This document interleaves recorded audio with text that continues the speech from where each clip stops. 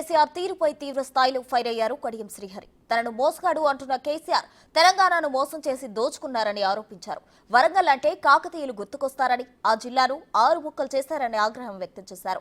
తన బిడ్డ liquor scam లో ఉందనే విషయాన్ని మరిచి ఇష్టానుసారంగా మాట్లాడడం కేసీఆర్ కు మాత్రమే చెల్లిందని కడియం అన్నారు. బీజేపీ బీఆర్ఎస్ ఒకటేనన్న శ్రీహరి బీజేపీని గెలిపించేందుకు డమ్మీ అభ్యర్థిని నిలబెట్టారని ధ్వజమెత్తారు. కడియం శ్రీహరిని టార్గెట్గా చేసి చంద్రశేఖరరావు గారు మాట్లాడుతున్నారు. కడియం శ్రీహరి మోసగాడు అని చెప్తున్నారు. తెలంగాణ ప్రజలను మోసం చేసింది కేసీఆర్. అసలు మోసగాడు కేసీఆర్. ప్రజలు ఆశీర్వదించి అధికారం ఇస్తే 10 ఏళ్ళు ముఖ్యమంత్రిగా ఉండి తెలంగాణ వనరులను దోచుకున్నది కేసీఆర్ కుటుంబం. కేసీఆర్ కుటుంబానికి సంబంధించిన ప్రతి ఒక్కరిపైన ఈరోజు అవినీతి ఆరోపణలు ఉన్నాయి, భూ కబ్జాలకు సంబంధించిన కేసులు ఉన్నాయి, ఫోన్ ట్యాపింగ్కి సంబంధించిన ఆరోపణలు ఉన్నాయి. ప్రజాస్వామ్యబద్ధంగా నడపవలసిన ప్రభుత్వాన్ని గుప్పిట్లో పెట్టుకొని మొత్తం అధికారాన్ని కేంద్రీకృతం చేసి ఎవరికి ఏ రకమైన భాగస్వామ్యం లేకుండా ఒంటెత్తు పోకడులతో తెలంగాణను ఆగం పట్టించింది కేసీఆర్.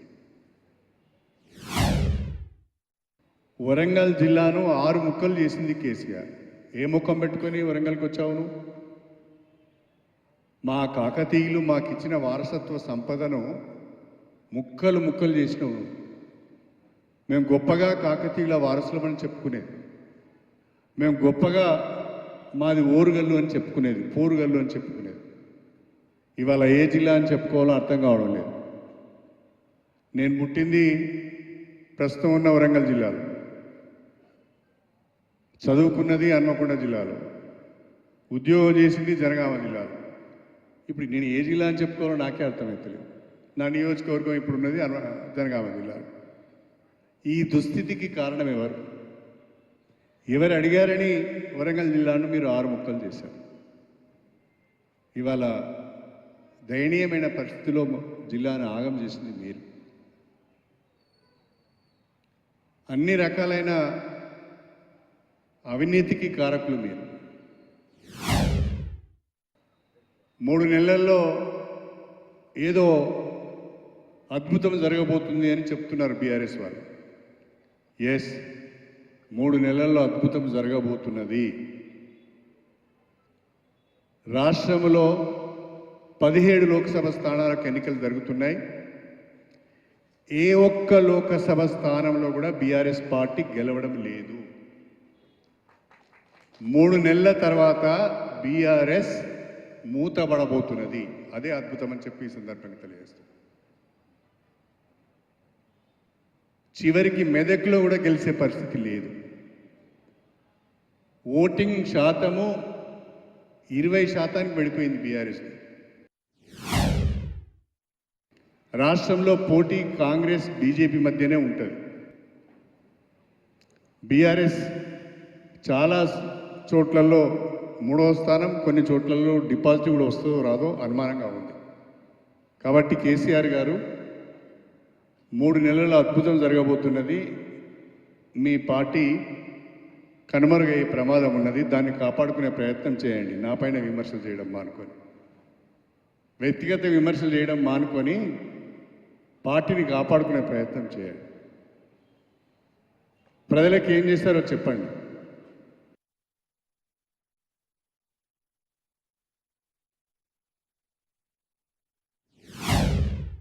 కవిత గారి పైన బీజేపీ వాళ్ళు కావాలని కేసు పెట్టారని చెప్తున్నాడు. దేశంలో ఒక కవితనే ఉన్నదా? ఇంకెవరు లేరా? కవిత మీదనే ఎందుకు కేసు పెట్టవలసి వచ్చింది? పెట్టారు. నిజంగా మీరు నిర్దోషులైతే, నిజంగా మీకు వ్యతిరేకంగా ఏ రకమైన ఎవిడెన్స్ లేకపోతే, ఇన్ని రోజులుగా కోర్టులు మీకు ఎందుకు బెయిల్ ఇవ్వడం లేదు? ఖచ్చితమైన సమాచారము లిక్కర్ స్కామ్లో కవితకు వ్యతిరేకంగా ఉంది కాబట్టి ఆమెను అరెస్ట్ చేసి తిహార్ జైల్లో పెట్టారు. నీ బిడ్డ ఒక లిక్కర్ స్కామ్లో ఉన్నది, సిగ్గుతో తల ఉంచుకోవాలి. ఇంకా బింకాలు మాట్లాడడం కాదు. ఒక ఆడపిల్ల అయి ఉండి లిక్కర్ స్కామ్లో ఉన్నది. ఆడపిల్లలు బ్రహ్మాండంగా ఉద్యోగాలు చేయొచ్చు, రాజకీయాలు చేయొచ్చు, వ్యాపారాలు చేయొచ్చు, ఏ పనైనా చేయొచ్చు. కానీ జనరల్గా కొంచెము లిక్కర్ వ్యాపారానికి దూరంగా ఉంటారు, వద్దనుకుంటారు.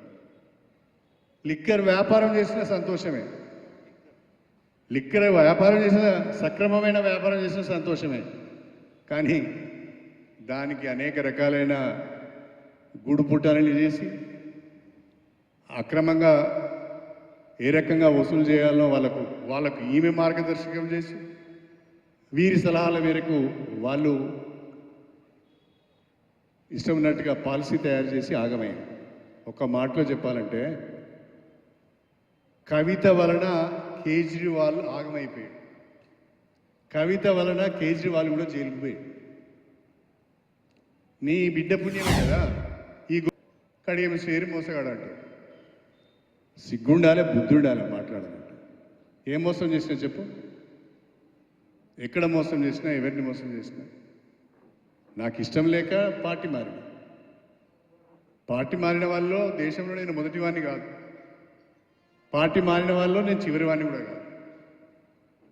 కాబట్టి నన్ను టార్గెట్ చేసి మాట్లాడుతున్నారు. ఇంకా కేసీఆర్ కుట్ర ఏంటి అంటే వరంగల్ పార్లమెంట్లో ఎవరికి పరిచయం లేని, వరంగల్ పార్లమెంట్కి సంబంధం లేని వ్యక్తికి టికెట్ ఇచ్చారు. అంటే అర్థం ఏంటి? ఈడ బీజేపీ, పరోక్షంగా బీజేపీ గెలవాలని. బీఆర్ఎస్కు బీజేపీకి సంబంధం లేకపోతే మీరు సుధీర్ కుమార్ని ఎందుకు క్యాండిడేట్గా పెట్టారు? మా రాజయ్య గారిని నన్ను తిట్టడానికి, ప్రత్యేకంగా నన్ను తిట్టడానికి జీతానికి కుదుర్చుకున్నారు ఆయన. పాపం అమాయకుడు, డ్యాన్సులు చేస్తాడు, పాటలు పాడతాడు, డప్పులు కొడతాడు, తొడలు కొడతాడు.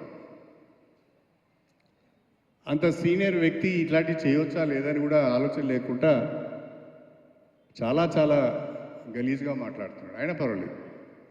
కానీ కనీసం రాజయ్యకు వరంగల్ బీఆర్ఎస్ టికెట్ ఇస్తే కొంత బాగుండేది.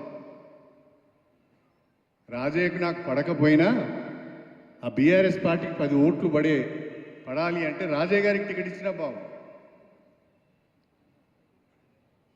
రాజయ్య గారికి టికెట్ ఇవ్వకపోగా బీఆర్ఎస్ టికెట్ ఫైనలైజ్ చేసే రోజున ఫామ్ హౌస్ కూడా రానియలేదు. నీ మొక్కలు చూపించొద్దు నాకు అని చెప్పి టికెట్ డిక్లేర్ అయిన తర్వాత వేరే వాళ్ళు పట్టుకొని పోయి ఈయన ఉండాలి, ఈయన ఉంటే కడియం శ్రీయర్కి వ్యతిరేకంగా బాగా మాట్లాడతాడు, మనకు ఉపయోగపడతాడని చెప్పి కొంతమంది తీసుకొని పోతే ఈయన కూడా పోయి బతిలాడి ఆ పార్టీలో చేర్చుకున్నావు బాగానే. కానీ నువ్వు రాజయ్య గారి మీద ప్రేమ ఉంటే, రాజయ్య గారికి గతంలో అన్యాయం జరిగింది అని మీరు అనుకుంటే రాజయ్య గారికి బీఆర్ఎస్ టికెట్ ఎందుకు ఇవ్వలేదు? అంటే ఇదంతా మోసపు ఎత్తుగడదు.